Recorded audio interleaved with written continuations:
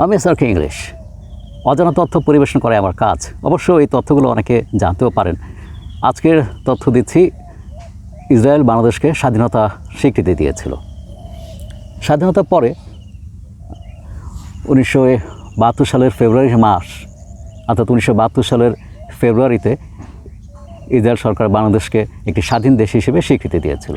এই তথ্যটি হয়তো অনেকে জানেন না, একটি ভুল ধারণা রয়েছে, তারা আমাদেরকে সাহায্য করেনি। আশা করি এটা তাদেরকে আমাদের স্বাধীনতা যুদ্ধে ইসরায়েলের ভূমিকা জানতে সাহায্য করবে। Thank you very much. এখন আমি আলোচনা করছি কিভাবে ইসরায়েল সরকার আমাদেরকে আমাদের মুক্তিযুদ্ধের সময় সাপোর্ট দিয়েছিল। তৎকালীন প্রাইম মিনিস্টার আব্বা ইভান, তিনি ইসরায়েলের সংসদ অধিবেশন নেসেটে দাঁড়িয়ে তৎকালীন পূর্ব পাকিস্তানের উপরে যে অত্যাচার হয়েছিল তার পক্ষে একটি ভাষণ দিয়েছিলেন। আমি সেখান থেকে কিছু উদ্ধৃতি করে আপনাদেরকে শোনাচ্ছি।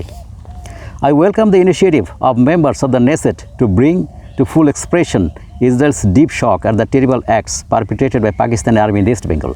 It is difficult to measure precisely the size of catastrophe which has swept away that country, but there is no doubt that there is the largest and most terrible human spectacle on earth at this time.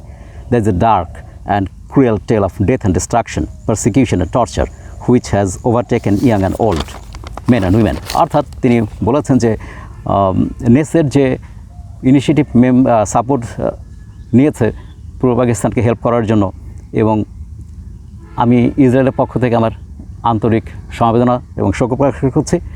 এই শোক প্রকাশ করছে এই কারণে যে পাকিস্তানের আর্মির brutality. তো এটা আসলে বর্ণনা করা কঠিন, ঠিক কী পরিমাণ অত্যাচার সেখানকার মানুষের উপর হয়েছে, যে এটা বর্তমান সময়ে পৃথিবীতে মানুষের উপর নির্যাতনের সবচেয়ে করুণ ইতিহাস। এটা ছিল ধ্বংস এবং মৃত্যু, নির্যাতন, যে ক্ষেত্রে কোনো ছেলে, তরুণ, বয়স্ক, বৃদ্ধ, মহিলা কিছুই বাদ যায়নি।